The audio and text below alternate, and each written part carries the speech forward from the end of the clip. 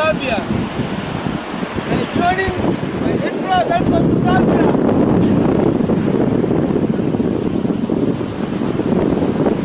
بسم الله الرحمن الرحيم إنا أعطيناك الكوثر فصل لربك وانحر إن شانئك هو الأبتر.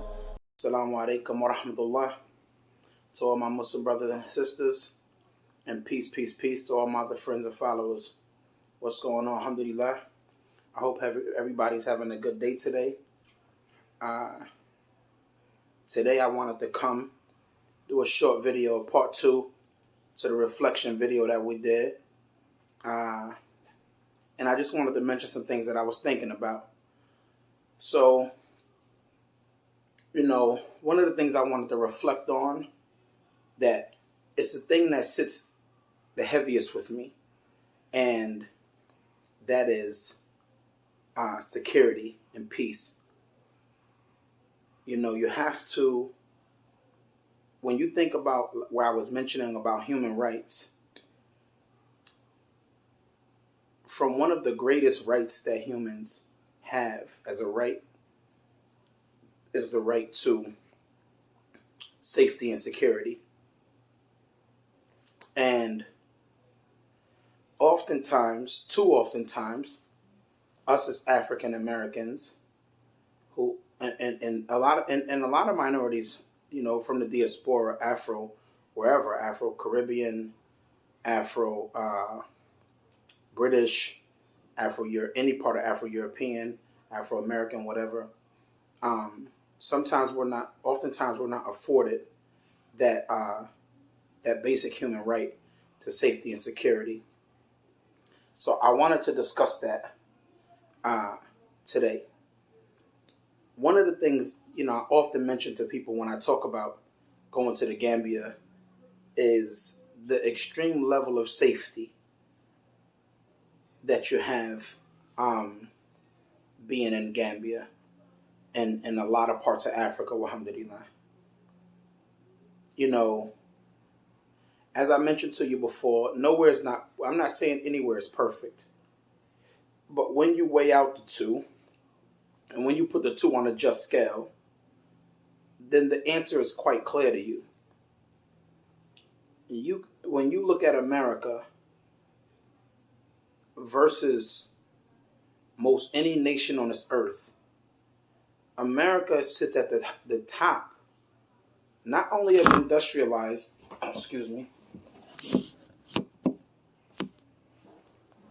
America sits at the top, not only of industrialized nations, but even of poor nations for its murder rate throughout the whole world.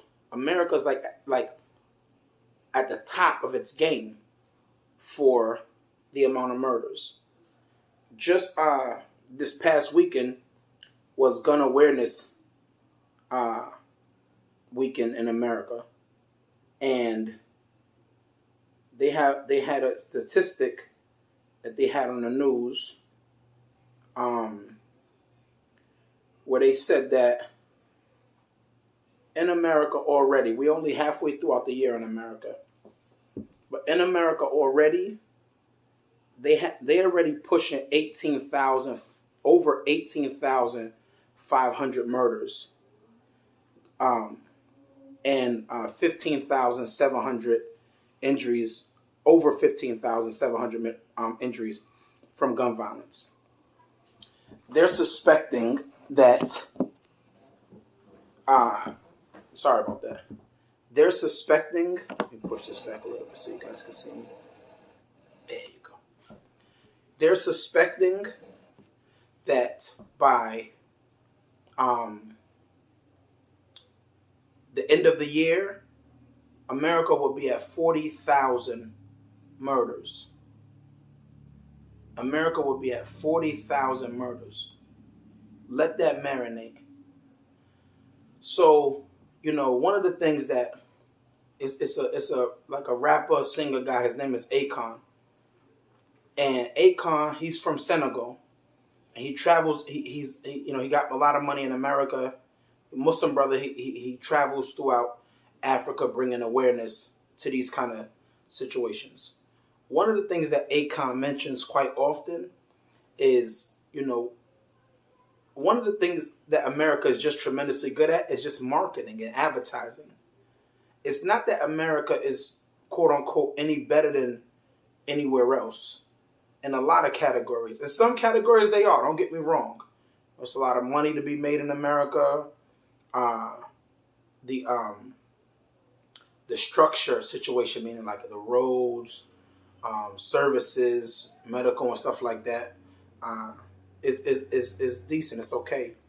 But even oftentimes in poor neighborhoods, oftentimes you don't even have access to that good medical or those good schools or whatever the case may be. Your schooling system might just be on par with some schooling systems in some third world countries. So, let that marinate. But, one thing that America is good at is just their marketing system, how America markets itself. America really doesn't hide its dirty laundry too tough. It don't really let people see often or run in the dirt what's going on inside of America. But, to other parts of the world, America puts a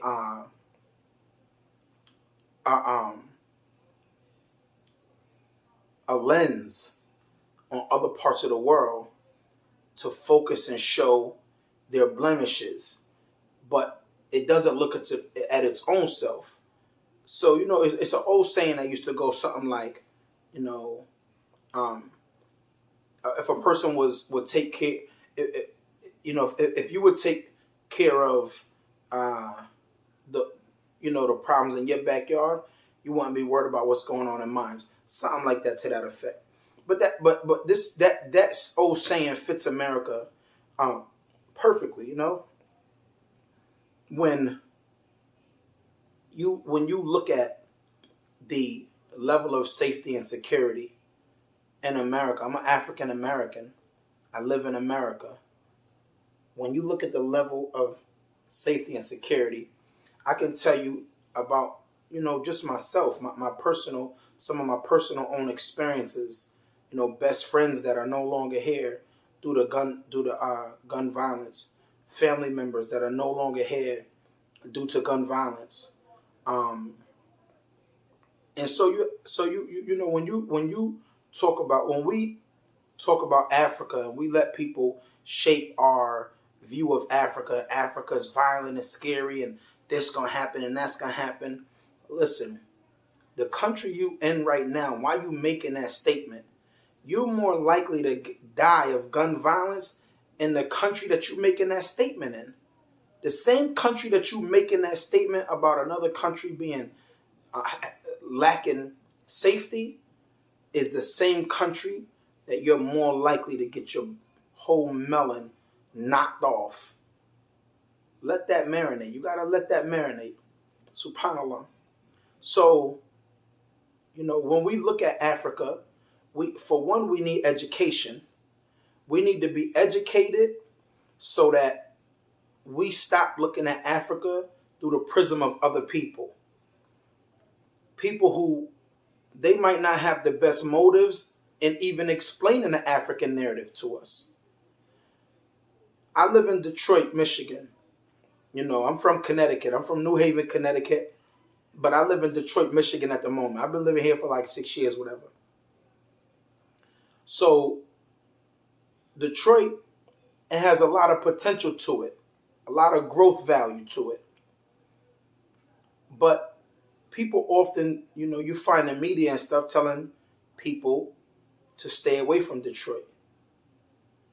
But those same people who are telling people to stay away from Detroit are the same people buying up Detroit. Which one is it? Do we stay away or do we buy it up?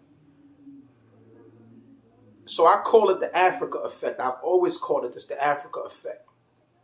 Where you find the Africa, where you find the powers that be telling the minorities, definitely the diasporans, the afro whatever, to stay away from Africa. Always have been.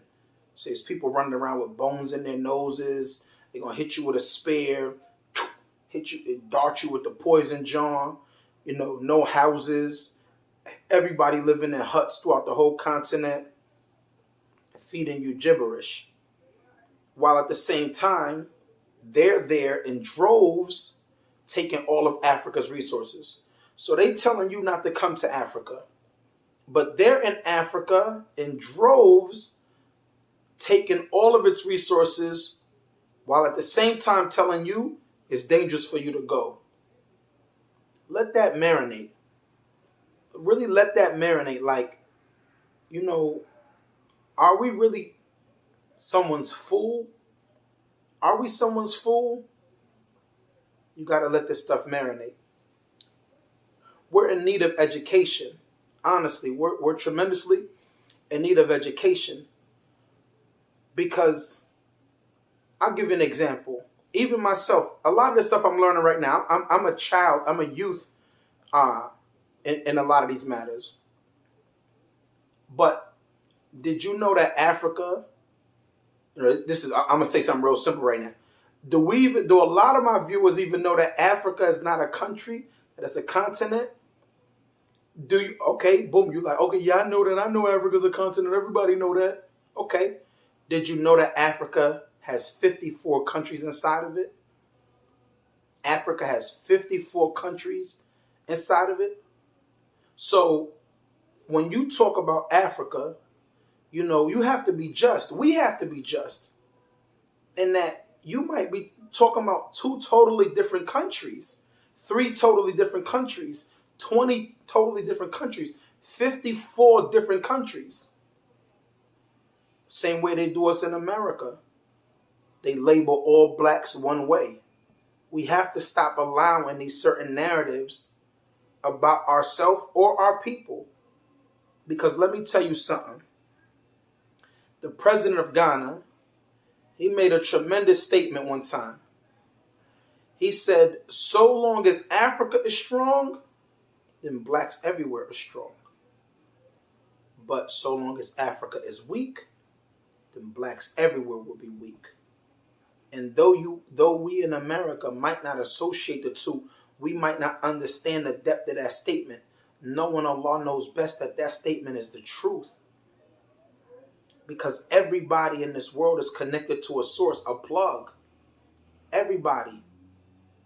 The Spanish, the people who come from Spain, they Spanish Americans, they come from Spain. Italian Americans, they come from Italy. German Americans, they come from Germany. Russian Americans, they come from Russia. British Americans, they come from the UK. They come from Britain. Australian Americans, they come from Australia. On and on and on and on. So they have a plug. They have like a refueling. This attachment to their original state. It keeps them refueled. Not only with people, but with foundation, with culture, with sense of self-worth and self-value and self-being. Us as African Americans, look at our name, it's African Americans. But what connection to Africa do we have? Almost none whatsoever.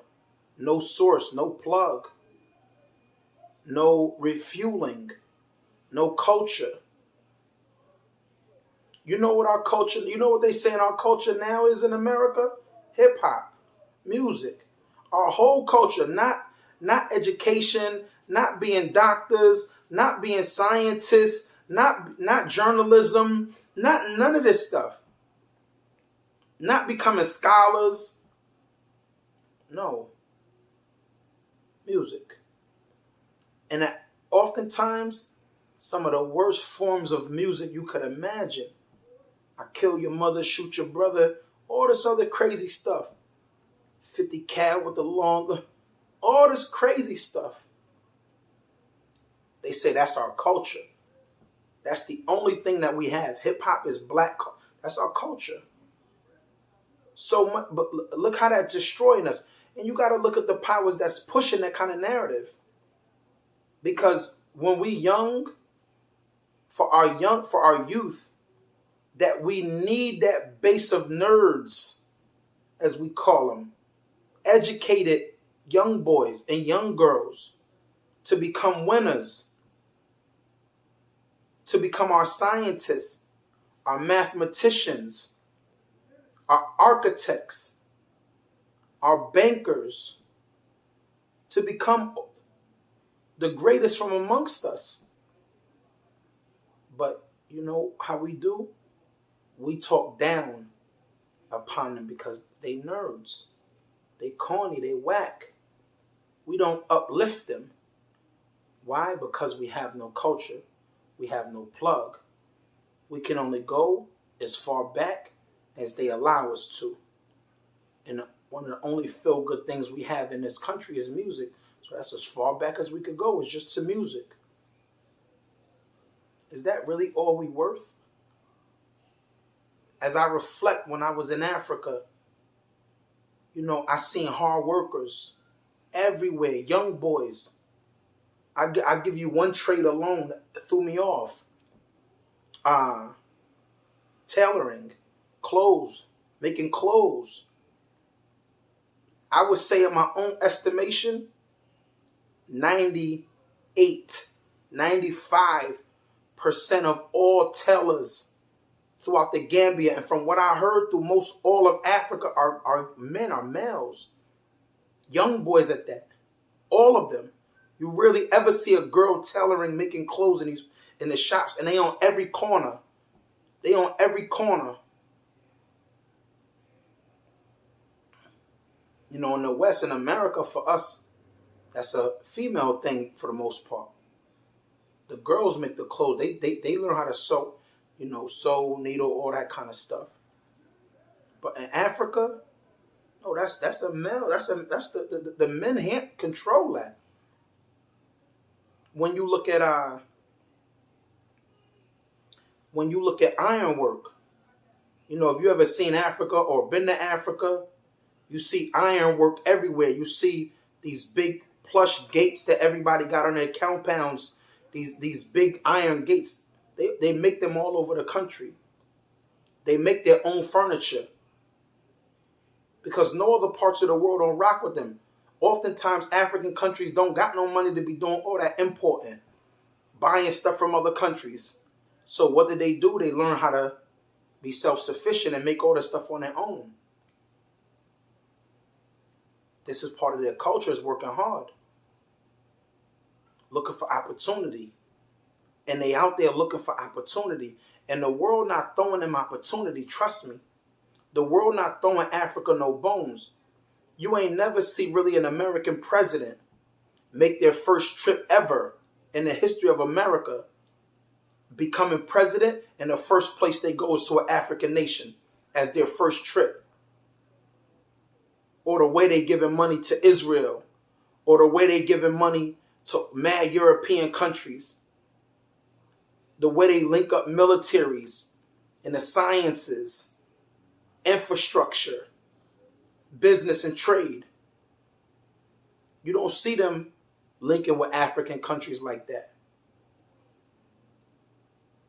Nah, but you know what you see them really doing in Africa is destabilizing Africa, pillaging Africa, raping Africa, murdering Africa.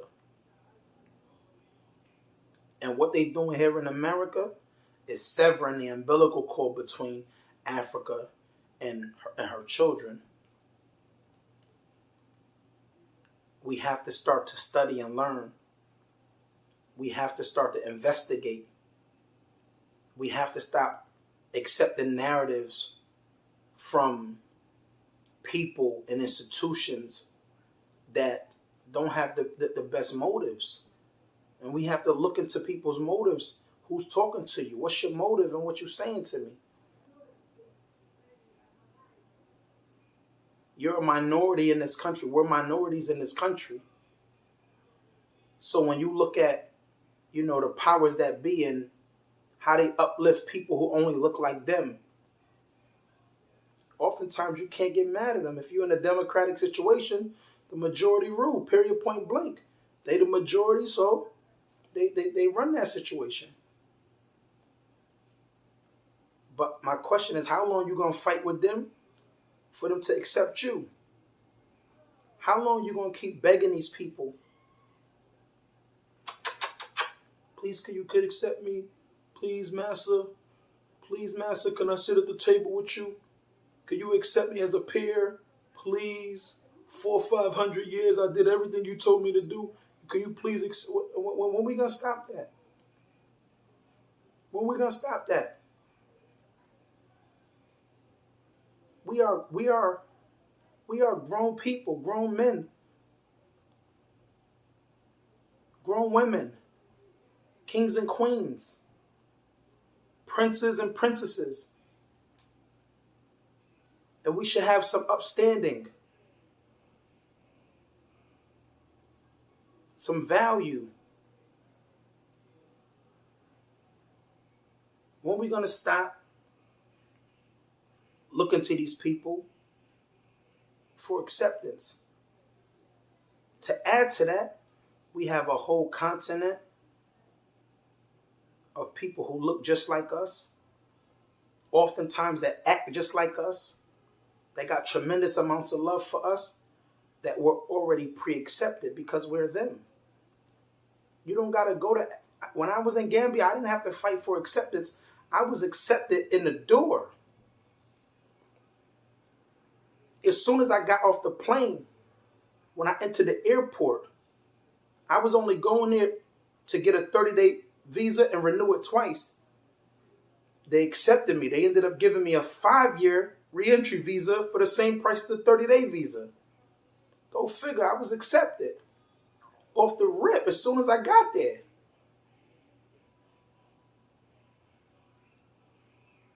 You really want to stay here and keep begging and begging and begging for acceptance when you have an option where that acceptance is free? It don't come with no historical drama, no whips, no oppressors, no masters.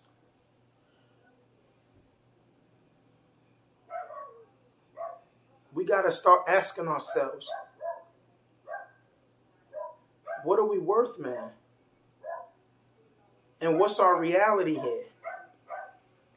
Is your reality that they'll ever accept you and have peace with you? Or is your reality that you need to wake up? You need to wake up and stop playing. For my Muslim brothers and sisters, even more so, if they won't accept people simply merely based on the color of their skin, what more makes you think they're going to accept people for the color of their skin and then add to that they're of a different religion than the established religion in this country based on how just these people have been? Come on. When Barack Obama became president, that's the biggest rumor they had about him. He's Muslim. He's a quiet Muslim. It was like it was a disease, like it was the worst thing ever. Like it was HIV. Like it was coronavirus before the virus. He's Muslim. He's hiding it. He's Muslim. He's da da da da. That's how they see you. That's how they see us as Muslims. So I'm going to fight. I'm going to sacrifice generations after generation of my blood so that I could kiss their feet, kiss their ring, so they could accept me, so they could accept my grandkids or great-grandkids somewhere down the line. Nah, I'm a grown man. I'm a grown man. I ain't beg for nobody's acceptance. They told me I was supposed to be dead or in jail by 25. I'm a 3-time homeowner. Yeah, let that marinate. I'm a 3-time homeowner. I done traveled outside the country. I've been to Africa. They said I was supposed to be dead or in jail. I've been to Africa, though. Everything they said I wasn't going to do, I'm doing. I'm a grown man. I paved my own way.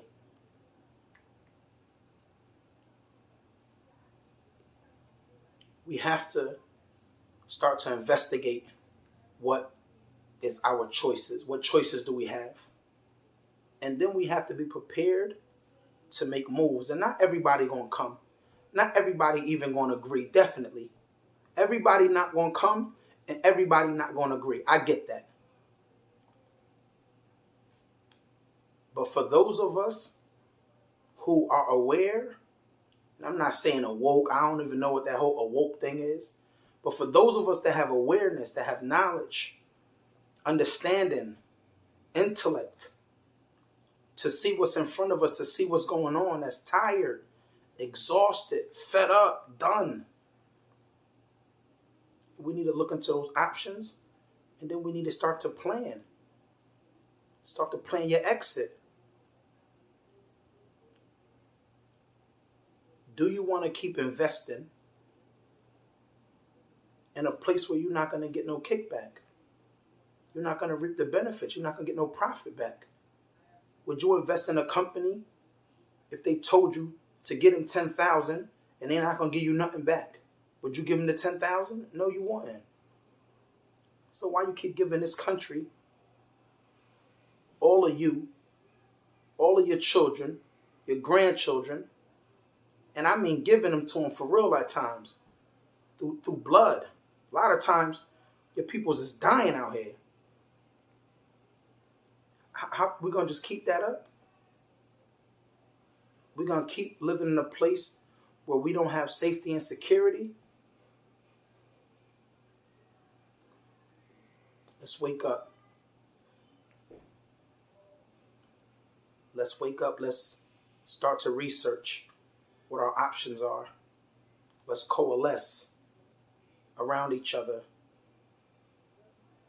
One of the reasons why I don't just talk to Muslims, I even talk to my non-Muslim people that are African American, because Islam, the beautiful thing about my religion, Islam, it affords me this ability, because Islam doesn't distinguish between religion and oppression. It doesn't matter if you're Muslim and you're getting oppressed. It doesn't matter. I don't care who you are. The Muslim, he is against oppression, regardless of who is coming from and who is going to. And for that, I just happen to be amongst the group that is targeted for said oppression, for that kind of oppression. So I'm speaking out against it. Speaking out against it, and I hate it in my heart. So that's my reflection for today. You know, this channel, I'm definitely trying to get all you guys to subscribe. The subscriptions is how we're gonna keep the channel going. It's how we're gonna grow the platform. It's how we're gonna spread the word. So I need you, I need my followers, I need my people. I need my peoples to spread the word. So subscribe to the channel. Please share this on your social media platforms. Share this with your friends and family. Share this with your friends and family. Don't be greedy and hoard it to yourself. If you notice a Jew, what we eating on right now, share that. Share the wealth. Make sure you hit that subscribe button. Hit that notification bell so you know when I do these videos, so that you are aware when the video drops. So you get in first. I mean, it's like getting into the club first. I mean, getting in the door first. You know, when they selling, you know, after coronavirus, everybody was trying to get in the sneaker stores. They wanted to be there first. They slept overnight for some shoes. Let's try to be first to something that has some depth to it. Thank you so much, man. It's your brother Abdullah. look forward to being with y'all again. It's my reflections video. You know, it's my journey and it's my hijrah. But as I always say, you already know you invited. So come on, man. Let's go on a journey, man. Let's make a hijrah. Assalamu alaikum wa rahmatullah.